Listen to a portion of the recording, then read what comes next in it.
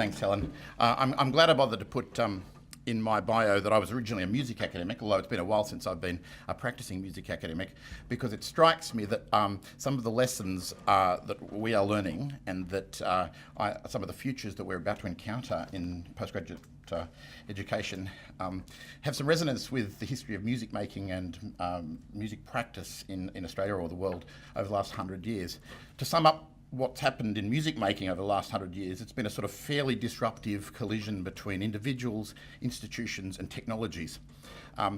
Without giving a lecture on that subject, much as I'd like to, I think you probably know enough of what's happened in terms of music making from, say, the introduction of sound to films, which put a whole lot of musicians out of work in George Street in Sydney in about 1930, through to Apple Music and so on, to see that this has been a sort of seismic shift in the way in which institutions, individuals and technologies collide. I think we're about to experience such a shift in higher education, in postgraduate education in particular.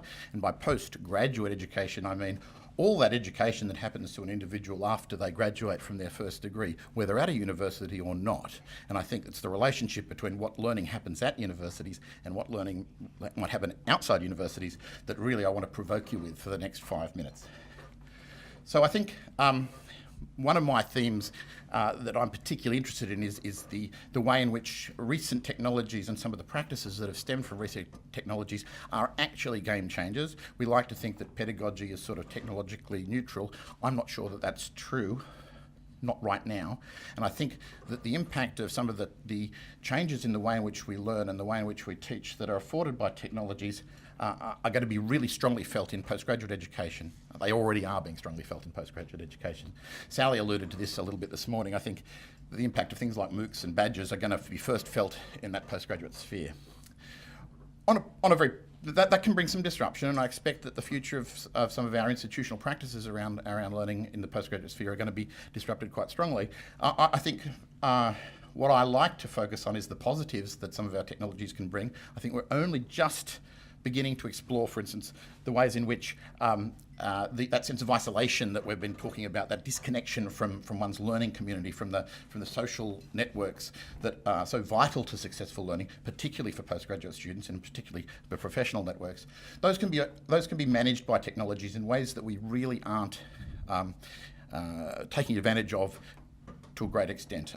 It's not called social media for nothing, but I'm part of a small group of people who are tweeting various responses to what we're hearing today, and that's sort of been one of the professional practices for people like us over the last 5 years.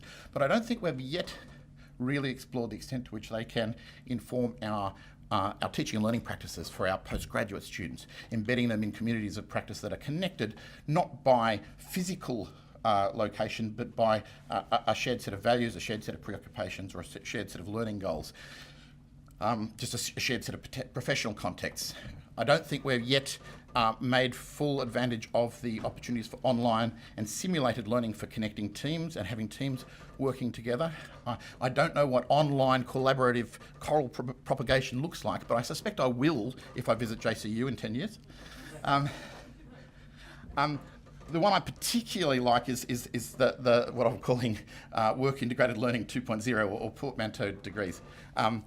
I don't think we have begun to actually solve the institutional questions around a seamless connection between work and learning. We embed work experience in degrees somewhat uneasily.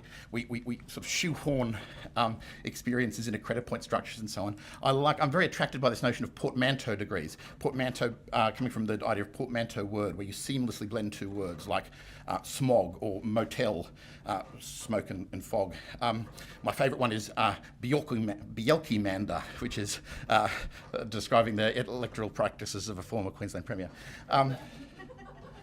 A portmanteau degree is one where the distinction between what learning happens at work, in work, and what learning is happening in the degree is actually not perceptible. They are so seamlessly blended.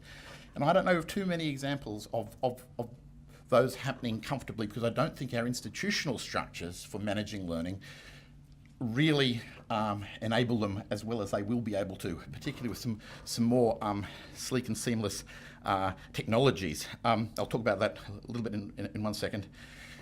And finally, the flexibility that in particular postgraduates need to balance work and life and study, I think are afforded by the rise of badges, micro-credentials, aggregation of smaller qualifications and so on. And I think we're beginning to see that already. So, portmanteau degrees. If you think about it, these are the typical sort of spheres of activity of academic practice.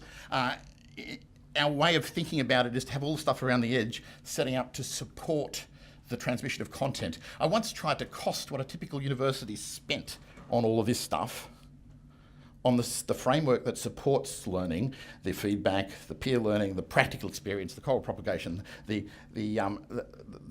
tracking of artefacts and outcomes. I'll talk about that in a second, and qualifications, as opposed to what it thinks it spends on content. And it's impossible to do. But I suspect what it thinks it spends is about 80% content and 20% all the rest, if you came down to it.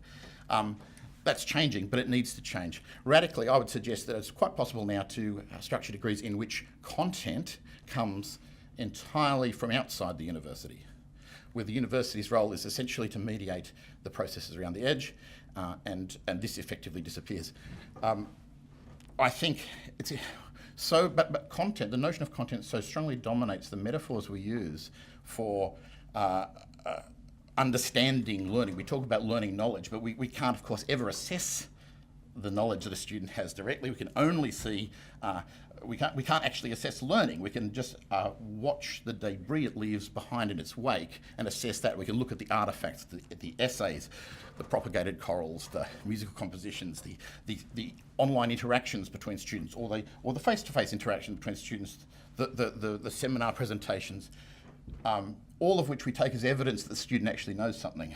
I think the fact that technology now gives us the capability to capture that in a way that's recordable, it's objective, it's evidence-based, means we've got a much richer set of artefacts and outcomes, artefacts and outcomes of learning that we can use to manage the process of validating whether the sorts of learning that a student does in the workplace does or does not meet the learning outcomes we require in our degree structure. So we can actually, in a sense, take a snapshot of a student's professional practice and say, well, have they met the learning outcomes required of this particular degree without any necessity to mediate that through something like a coursework essay.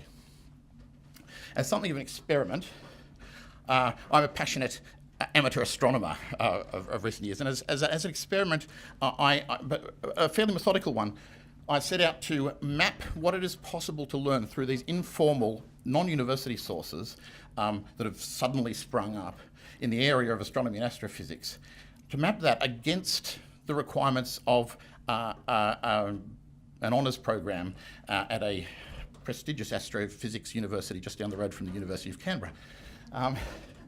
So how could someone like myself collect a bunch of learning outcomes that would be equivalent in content to what would be delivered down at ANU? There are a whole bunch of MOOCs out there from ANU, but from MIT, from Caltech, which I've completed, the learning outcomes of which map directly. There is a whole lot of non-institutional learning that is nevertheless certified by communities of practice. There's a bunch of professional and amateur astronomers who help each other out on various organisations, websites such as this one, and societies such as this one, which provide training and so on. So you can map those learning outcomes. There is informal collaborations by email networks between, I do a lot of work with a bunch of astronomers professional astronomers in the Northern Hemisphere, because I'm able to see stars that they can't. And they give me guidance and I give them data. And I did point out to one of them that I was getting the equivalent of a honours level education in observational astronomy for nothing, and he went a bit quiet. That leads to publications. And indeed, I have got my first publication in the Astrophysical Journal based on observations. I'm 15th author, but hey, based in observations taken with my backyard telescope. Thanks to this professional or personal learning network I have access to, not one skerrick of content of which has come through university, but all of which adds up to the equivalent of a degree. Soon will add up to an equivalent of a degree at a traditional university. It's possible to capture and curate this external content into the sort of learning that is most certainly equivalent to the learning you get inside the academy. I like to think of this as sort of what James's concept of the citizen scholar actually looks like. It leads to these sorts of outcomes. So to conclude, so that's where I think the future is driving us. I think that the possibilities to use the sorts of communities, practices, and technologies that are now becoming available to create this seamless blend of institutional and non-institutional learning, I think this will really, in a creative and vibrant way, inform our postgraduate future. A couple of things that we at the University of Canberra are doing to facilitate that, just small ones. We are currently in the process, just about to hit Academic Board, removing credit points from the definition of what constitutes a course at the university. A tiny little administrative thing, but no longer are we going to be required to say 72 points or 144 points will get you a degree. It'll be purely, have you met the course level learning outcomes? That could be a small change that has seismic implications. If you think about things like the Deakin Digital Initiative, you'll see where that could lead. And we've just introduced a completely revised graduate certificate in tertiary education. It's handy because I run it, so we can walk the walk as well as talk the talk, which has no internal unit structures. It simply has a set of learning outcomes around course level learning outcomes. Can you provide evidence to demonstrate that you have learnt this, and this, or are understanding these sorts of areas of teaching and learning practice? And we give a whole lot of starter activities for scaffolding, if you like, but students can bring to that portfolio, it's going to be a portfolio-based degree, bring to that any evidence they like that they have met those outcomes, whether within the institution, whether stemming from formal learning activities or from just their professional practice. And we're very excited about how that's going to turn out. And it should be a model for other postgraduate qualifications and other disciplines. Thanks very much.